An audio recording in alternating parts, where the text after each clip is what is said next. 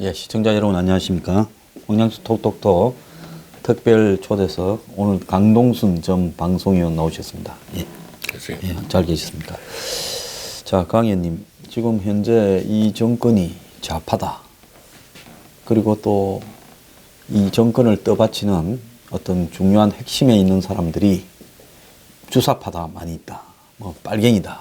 이렇게 말을 하고 평양 올림픽이냐 평창 올림픽이냐 또 한국당이 보수냐, 뭐, 유승민 당이 보수냐, 애국당이 보수냐, 뭐, 이렇게 또 자기들끼리 보수 내부에서도 논란이 벌어지고, 어쨌든 이념적 좌우 갈등이나 또 내부 갈등들이 굉장히 심한 것 같은데요. 네. 문제는 이런 논란을 제기하는 사람들이 보수가 뭐냐, 이런 말을 잘 모르는 것 같아요. 모르죠. 그 저보고도 이제 좌파, 우파라를 쓰지 보수, 진보를 하지 마라. 그러면 진보가 뭐지 괜찮아 보이니까 진보라는 표현을 안 쓰기 위해서 보수라는 말을 쓰지 마라. 내지는 무슨 애국 자유 우파다 말을 써라. 뭐 또 애국 시민이라는 말을 써라. 뭐 복잡한 이야기를 하고 있어요. 근데 우리가 이제 그런 말을 하시는 분들을 볼 때마다 용어에 대한 어떤 역사적, 철학적, 인식론적 정의가 좀 부족한 거 아니냐. 네, 맞습니다. 그래서 오늘 이제 강 의원님이 사회주의는 왜 실패하는가라는 부분을 이제 이 이념적인 부분에 대한 논거로 좀 이야기를 하시겠다 하셨습니다. 예. 저는 뭐 정치학자도 아니고 뭐 사회학을 전공한 사람도 아닙니다. 근데 하도 세상이 이렇게 어지럽다 보니까는 저같이 변변치 않은 사람도 공부를 오게 만들어 가지고 좀 제 나름대로 정리를 해봤습니다. 물론 저보다 아시는 분이 많겠지만은 참고로 우리가 젊은 사람들을 설득시키는 과정에서도 우리가 정신적으로 모장을 해야 되기 때문에 우리가 보수라 그러면서 보수의 뜻을 모르고서 또 보수라고 불려지는 거에 대해서도 좀 부끄럽게 생각하는 분들도 많아요.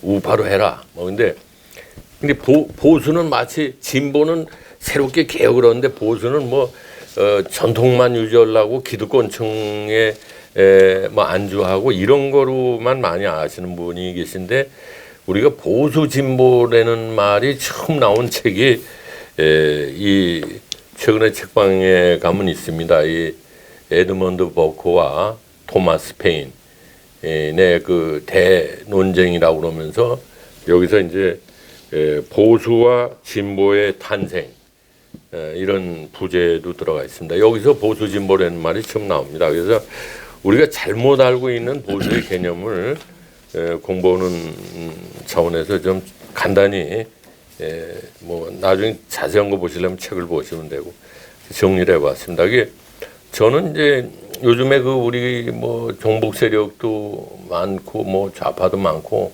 사회주의로 가려는 게 아니냐. 또 뭐 개헌의 그 초안도 보니까 뭐 자유민주라는 말을 빼고 평등이라는 말 넣고 여러 가지 사회 여러 가지 현상을 놓고 볼 때 사회주의로 가는 거 아니냐. 그래서 우려를 표명하는데 제가 알기에는 사회주의 이념의 큰 뭐 여러 가지가 있지만 큰 뿌리가 프랑스 대혁명하고 러시아 볼셰비키 혁명으로 봐야 될 겁니다. 프랑스 대혁명은 1789년, 볼셰비키 혁명은 1917년 그런 차이가 있습니다만 어쨌든 이 책에서는 이게 두 뿌리 중에 하나인 프랑스 대혁명의 시대적 배경을 놓고 토마스 페인이라는 사람과 에드먼드 버크라는 사람이 아주 오랜 기간 동안 뭐 서면을 통해 편지라든가 뭐 공개적인 글을 통해서 논쟁을 벌입니다. 근데 아주 우리가 배울 게 많습니다. 그 토마스 페인이라는 분은 원래 영국 사람인데 프랑스에서 주로 활약을 했고 이 말년에는 미국 가서 이제 죽었습니다. 근데 이 사람은 그 당시에 미국 독립운동에 뭐 토마스 제퍼슨이라든가 조지 워싱턴이라든가 벤자민 프랭클린 같은 사람들하고도 교분이 있고 그래가지고 토마스 페인의 생각이 미국의 독립전쟁 7년이라든가 이런 데 영향을 많이 끼쳤습니다. 에드먼드 버클이라는 사람은 영국에 있는 말하자면 경험론, 영국의 경험론을 대변하는 거죠. 그리고 뭐 토마스 페인은 이제 이성을 중시하는 합리론을 대변하고, 근데 두 사람이 토론을 벌였습니다. 근데 그 당시에 뭐 다 아시다시피 루소 몽테스키의 영향을 받은 이 토마스 페인이나 프랑스 혁명을 주도한 사람들은 계몽주의적 자유주의를 외쳤던 겁니다. 과거와 또 뭐 과거의 그 세대 전통과 이게 다 단절하고 이제 하느님께서 주은 어떤 천부적인 자유평등을 지향해서 우리가 새 나라를 만들자. 그리고 과거는 앙샹 레짐이라고 그래도 구체제를 다 파괴하자 이렇게 나온 거죠. 네, 이제 거기서 보면 네. 이 보수의 그 원조는 경험론, 네. 그 이제 뭡니까 이 베이컨의 경험론 예, 있지 않습니까? 인식론적으로 봤을 때 그거는 뭔가 하면 경험에 의해서 보니까 세상은 이렇게 가더라라는 그런 부분에 대한 인식의 근원을 두고 있는 거 아니겠습니까? 예, 맞습니다. 그러면 진보라는 거는 경험으로 가자면 세상이 이렇게 크게 변화할 수 없으니까 우리가 이런 성찰을 통해 가지고 지금 시대에 맞는 이성을 가지고 네. 그걸 갖다가 거기에 옳다고 생각되는 부분으로 나아가야 된다.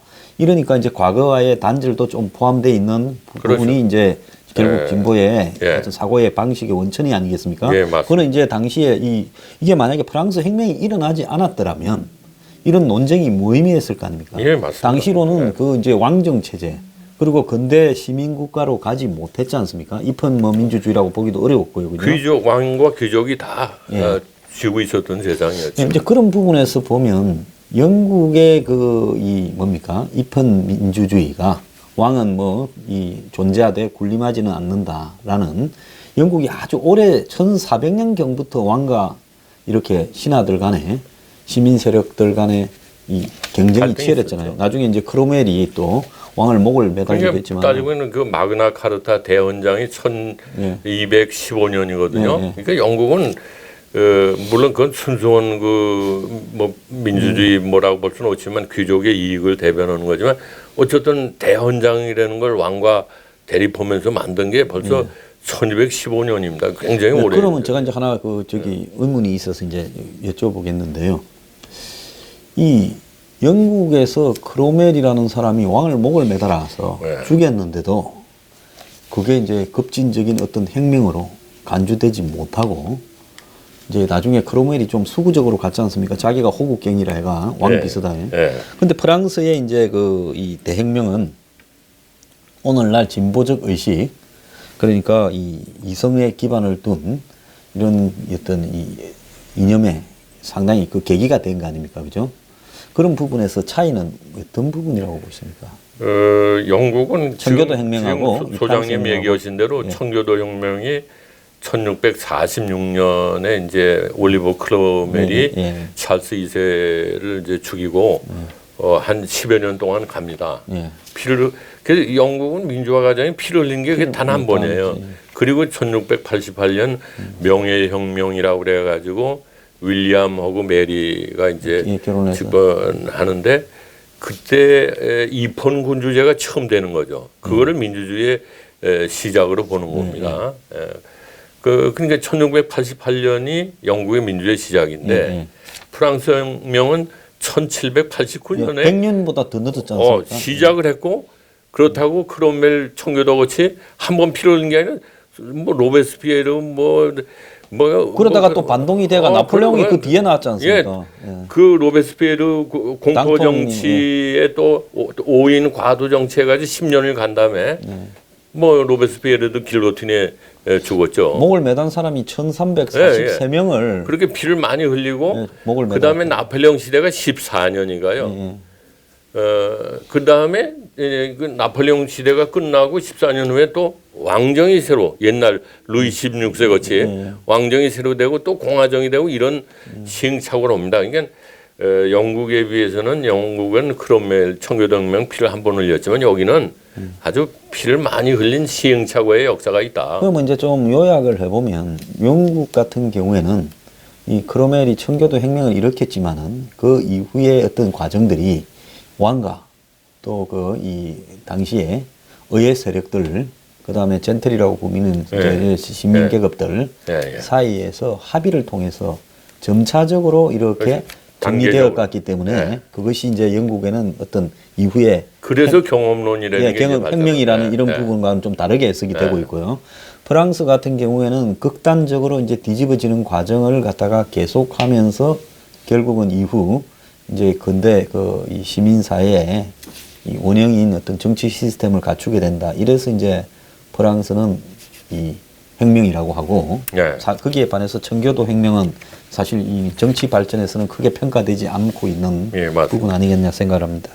그래서 이제 지금 말씀하신 대로 프랑스는 급진적 개혁이라고 그러고 영국은 이제 그 경험론에 의해서 점진적 개혁이라고 그러는데 한쪽은 진보적 자유주의, 한쪽은 보수적 자유주의 이렇게 부르기 시작하면서 진보 보수라는 말이 나오기 시작했답니다. 두 개 다 어쨌든 자유주의에 기반을 자유주의. 그러니까 여기도 우리가 하는 것 같이 뭐 보수는 뭐 개혁을 안 한다가 아니라 진화할 정도로 혁명적인 게 아니고 점진적으로 개혁을 한다는 거죠. 그러니까 그리고 이제 쉽게 얘기하면 이게 경험론이라는 게 그런 것 같습니다. 이게 이성을 중시하는 합리론에서는 우리가 인간이 태어나는 건 모든 사람이 권리가 같으니까 자유평등을 쟁취하자 이렇게 생각하지만 이 경험론 쪽의 영국 사람들이 볼 땐 그럼 이성적인 것이 과연 다 믿을 수가 있느냐?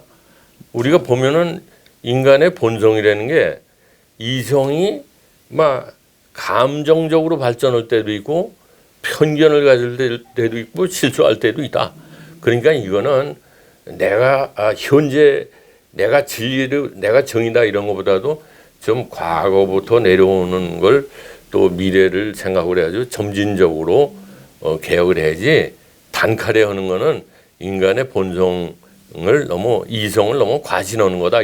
인간의 본성에 대한 고찰이 좀 부족하다. 그러니까 휴먼 네이처 부분에 있어가 중국에서도 그 과거에 춘추 전국 시대부터 성악설이냐 정성설이냐라는 논란이 된 것처럼 겁니다. 사람의 그 이성이 숭고하다라고 이야기를 하는데 과연 숭고한 것이냐 그렇지 않은 사례가 많다라는 부분에 대한 회의가 바탕을 둔 거 아니겠습니까, 그죠? 그래서 이제 그 특징을 보면은 이 합리론 이성을 중시하는 쪽에는 과거 세대부터 내려오는 걸 단절하고 또 내가 속한 단체도 다 무시하고 뭐 이러다 보니까는 공동체에 대한 충성심이 없어진다는 거죠. 그런데 이제 이 경험론 쪽의 영국의 에드먼드 버크 주장은 우리는 과거와 미래까지도 현재와 함께 중요하게 생각하니까는 공동체에 대한 의무감, 충성심, 나아가서는 애국심 이런 게 있다 이거예요. 그래서 이제 이 진보 쪽은 애국심이 없고 자유평등이라는 건 뭐 어느 나라는 다 똑같은 거니까 인간의 타고난 본능이 이 경험론 쪽에는 인간의 본성이 뭔지를 알고서 이성을 생각하지 이성을 너무 과신하면 안 된다. 뭐 이렇게 하면서 결국 공동체의 관행이나 제도 이런 것도 하나의 자원이다. 이 자원을 다 때려 붙으면은 국가 공동체가 힘이 빠진다. 이런 식의 논리입니다. 그러니까 이제 애국심을 비판하는 측에서는 또 이런 말들을 하죠. 유명한 영화에 나왔던 이야기인데 애국심이라는 것은 비겁한 자들의 최후의 피난처다. 그러니까 이제 애국심만 곤란하면 애국심만 갖다 대어서 그걸 갖다가 이제 이 만병통치약처럼 써먹으려고 한다라는 부분에 대한 맞습니다. 비판도 하거든요. 그래요 보면 그래서 이 혁명을 일으키는 자유평등을 주장하는 이런 합리론 쪽에 토마스 페인 쪽에서 보면은 전부 인간이 개체화돼 가지고 국가 권력 앞에는 아주 무기력하게 된다는 거죠. 근데 이제 전통과 어떤 관행 이런 거를 중시하면서도 점진적인 개혁을 이런 에드먼드 버크의 주장은 과거의 것도 하나의 자원으로 생각하기 때문에 서로 개인이 개체화되지 않고 어떤 기관과 기관, 제도와 제도 사이에 이렇게 보호막을 쳐서 견제와 균형이 될 수가 있다.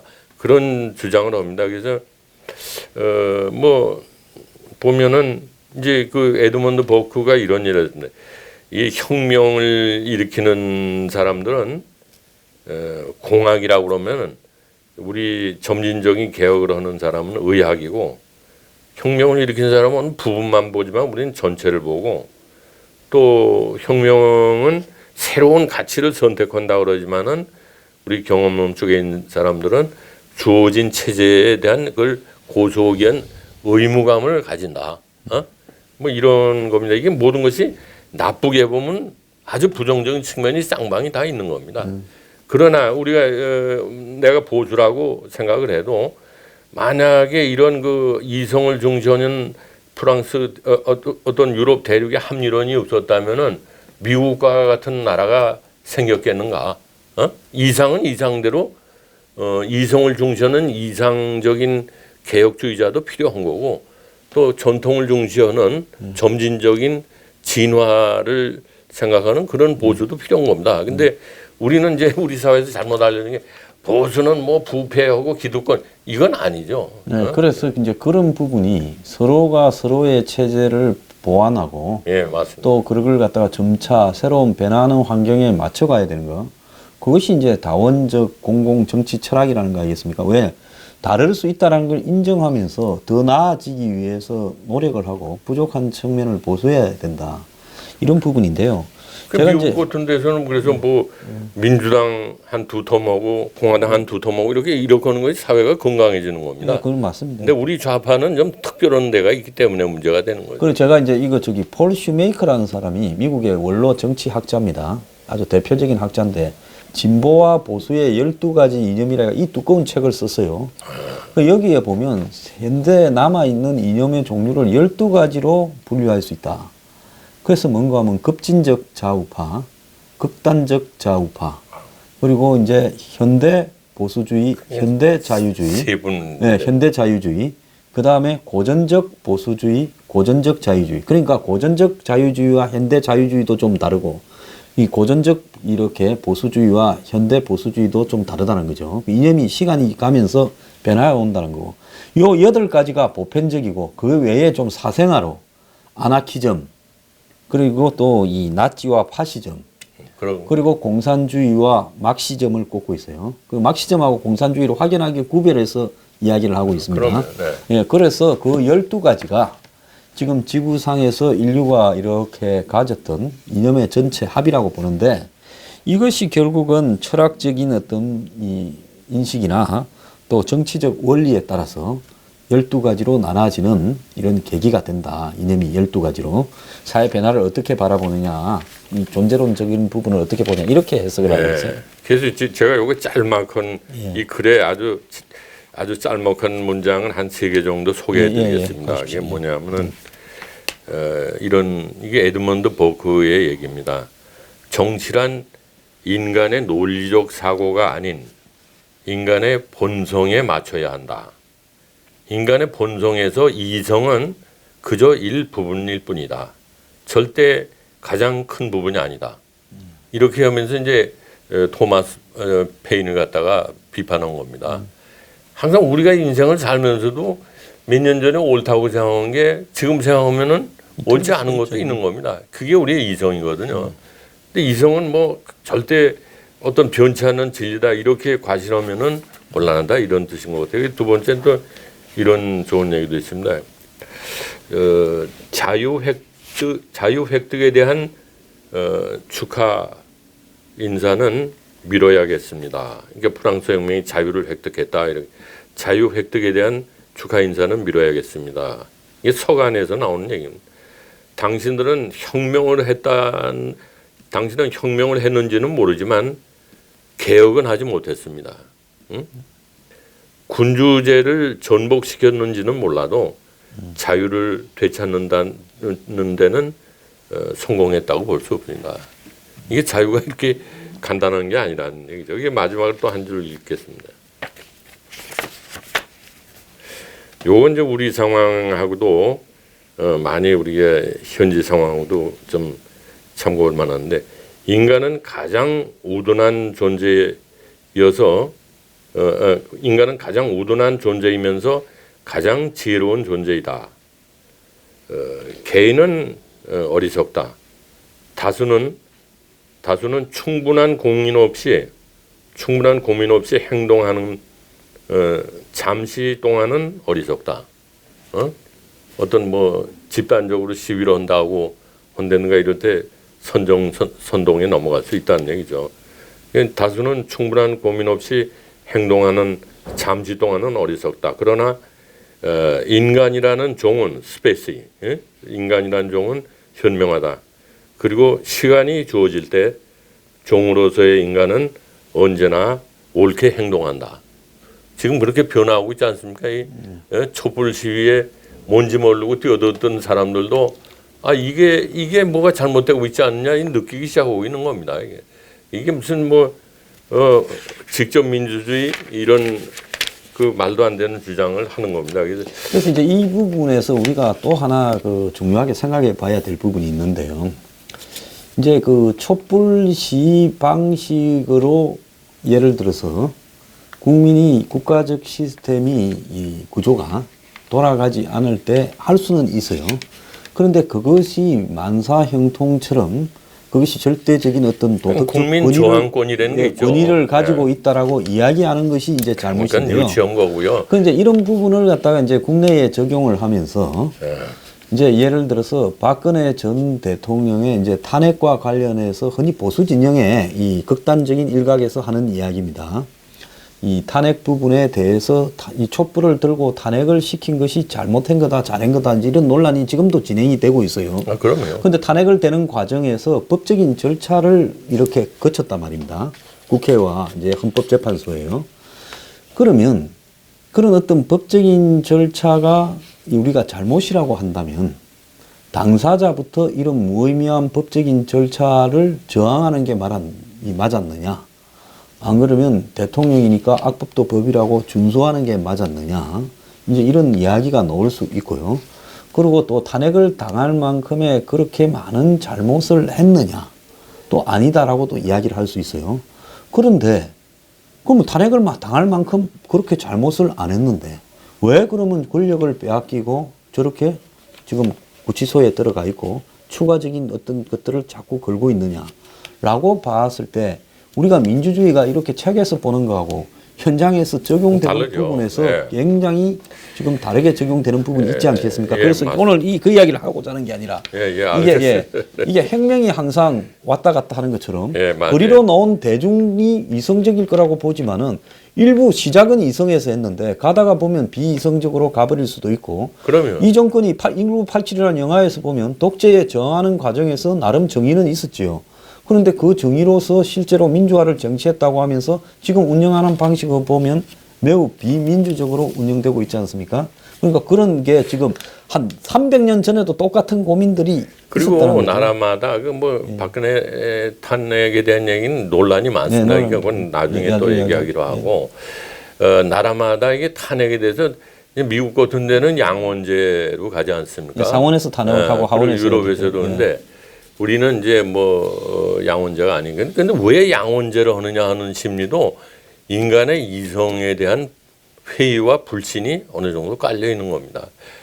중요한 문제는 think twice 이거죠 말하자면은. 그래서 이성을 과신하는 경우에는 그 당시에는 이게 정의다 했는데 그때 아니었던가 이렇게 생각하는 경우가 많다는 겁니다. 그래서 제가 이제 대충 제 나름대로 전 학자도 아니고 명예혁명이 입헌 군주제이기 때문에 이제 왕 절대군주하고 다르니까 1688년에 시작을 영국이 했죠. 그런데 프랑스는 뭐 많은 피를 흘리고 시행착오를 해서 결국 나폴레옹 그러니까 그 대혁명 10년, 나폴레옹 14년 거치면서 1813년부터 뭐 다시 왕정이 됐다, 공화정이 됐다, 왕정이 됐다, 공화정 그래가지고 지금 5공화국일 겁니다, 그게. 예, 그래서 드골이 시작한 5공화국이 지금 내려오는 건데.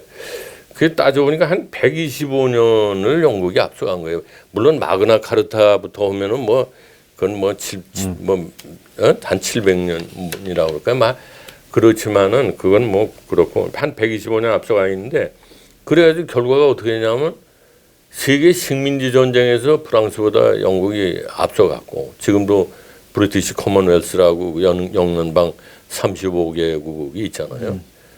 그리고 지금 세계가 영어가 공통어가 됐잖아요. 앵글로색선이 지배하는 나라가 된 겁니다. 예, 그러면 프랑스는 왜 저렇게 혁명을 겪으면서 이 내부적으로 수많은 시행착오를 했는데 그 시행착오가 사실은 또 이 다른 이념들을 또 영향을 미치면서 그렇죠. 그 이후에 나타난 아까 제가 말한 미국. 12가지의 네. 또 미국의 이렇게 독립이라든지 또 무슨 공산주의나 막시즘 이런 아나키즘에도 다 영향을 프랑스 혁명 과정이 미치. 그때 파리 꼬민이라는 게 있었지 않습니까? 그게 결국 아나키즘의 원조라고 그렇죠. 봐야 안 되겠습니까? 무정부주의. 예, 그다음 또 사회주의도 결국 그 일각에서 사회주의도 거기서 출발한 거죠. 거죠. 그래서 프랑스는 모든 그 이념에 한마디로 이 산파 역할은 했지만 국가적으로는 굉장히 이 허약했고 또 여러 가지로 시행착오를 겪으면서 대가를 많이 치렀죠, 그죠? 그런데 영국은 저렇게 이렇게 합의를 통해서 원천적인 보수주의가 갈 수 있는 길을 국가 전체가 간 걸 보면 저게 여러 가지 원인이 있을 건데 섬나라라는 부분도 굉장히 크게 좌우되지 않았겠습니까? 그런 것도 있죠. 예. 그리고 어쨌든 여기가 주는 메시지는 인간의 이성을 너무 과신하면 안 된다. 그런 거를 전 배웠습니다. 예. 또 이 사회주의의 큰 뿌리 중에 하나가 러시아 볼셰비키 혁명입니다. 1917년. 그러니까 프랑스 혁명 이후에 산업혁명과 1차 대전을 겪은 다음에 이제 볼셰비키 혁명이 그러니까 프랑스 혁명이 나고 난 이후에 그 즈음쯤에 영국에서부터 산업혁명이 시작됐지 않습니까? 그러니까 산업혁명이 시작되니까 농사를 짓던 사람들이 이제 농민이 이 농로에서 그렇죠. 그 농장이 해체되고 그렇지 않습니까? 그러고는 어떻게 됐습니까? 처음에는 농사를 짓다가 나중에는 양을 키우다가 이제는 농장이 해체되고 노동자가 돼갔지 않습니까?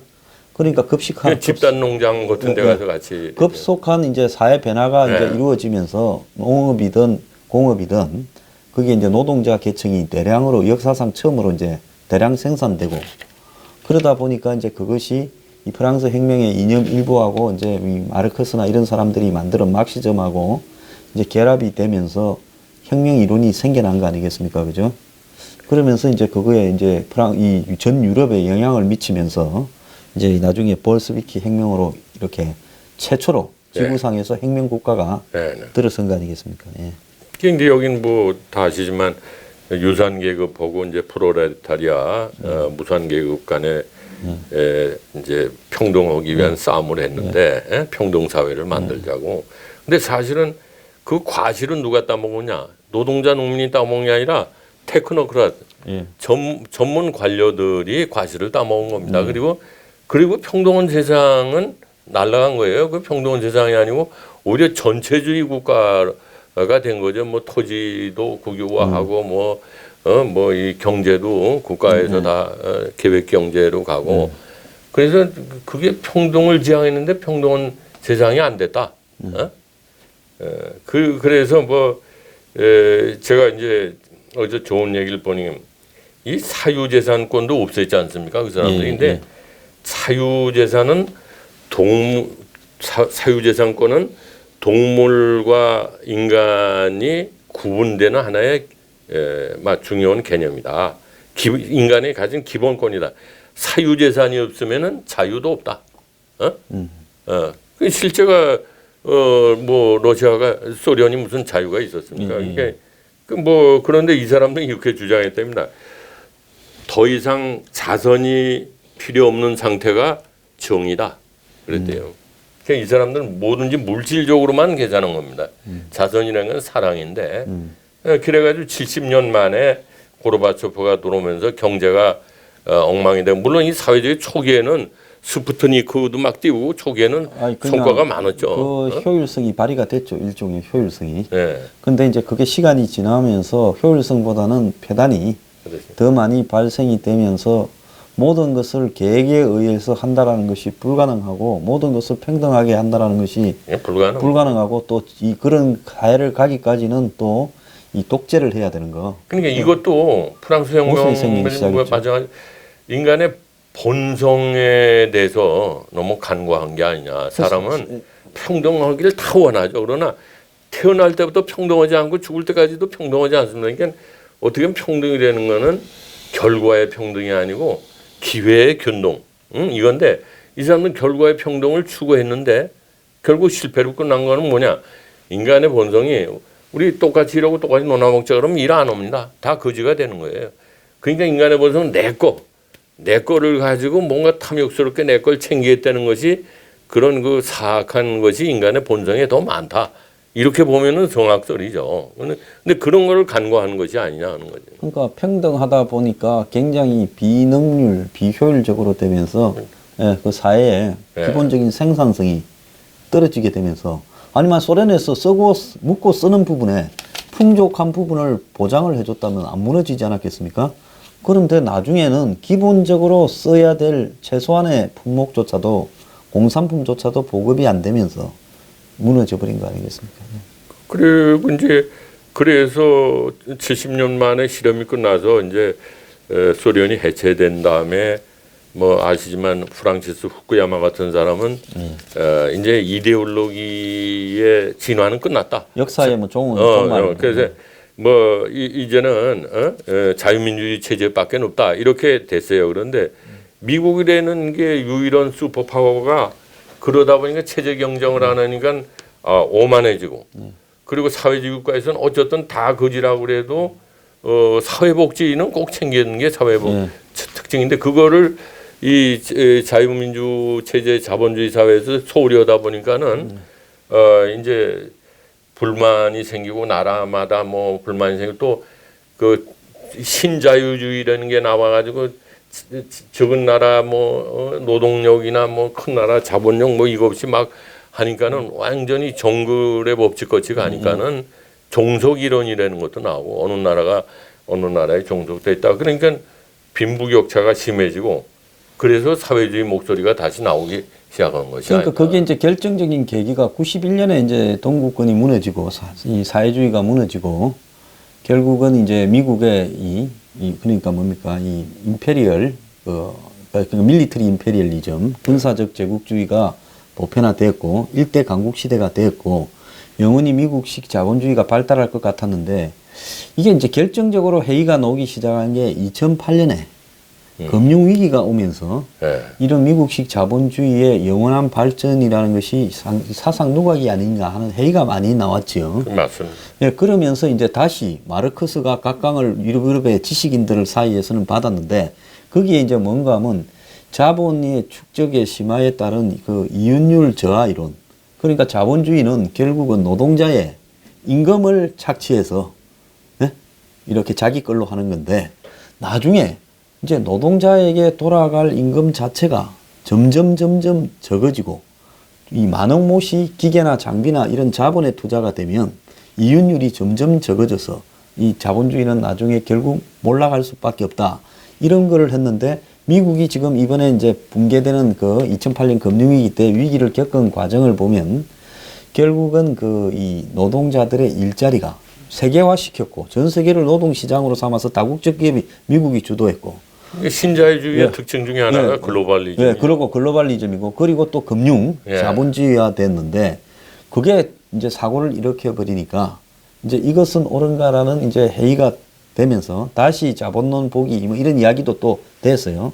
그래서 이제 이런 부분 속에서 지금 사실은 서구의 이 학자들도 그러니까 보수주의와 그다음에 이제 이 진보주의 이 부분에 있는 매우 다원론적인 지금 12가지나 기본적으로 학물적으로 분류해도 12가지에 거기에 이제 혁명을 하고 정치적으로 그걸 쟁취하는 방법론만 가지고 다 우리가 이야기를 한 거고 이게 이제 경제를 운영하는 방식까지 가미가 되면 정말로 복잡해지는 굉장히 복잡해지는 거죠. 네. 그리고 북한이라는 시스템은 이 12가지 중에서 속하지도 않는 어디에 넣기도 곤란한 네? 거예요. 이게 공산주의도 아니고 사회주의도 막시즘도 공산주의도 아니고 예, 고전적 그릇하고 네. 보수주의도 아니고 아무것도 없어요. 그건 아주 저 3대 세습 야만 집단이죠. 국가라고 볼 수도 없는 그 건데. 왕정, 그러니까 네. 야만적 왕정이라 해봐야 되는 거죠. 근데 그쪽에서 지금 우리 평창 올림픽을 계기로 우리한테 손을 내밀고 다 집어먹겠다고 하는 겁니다. 네.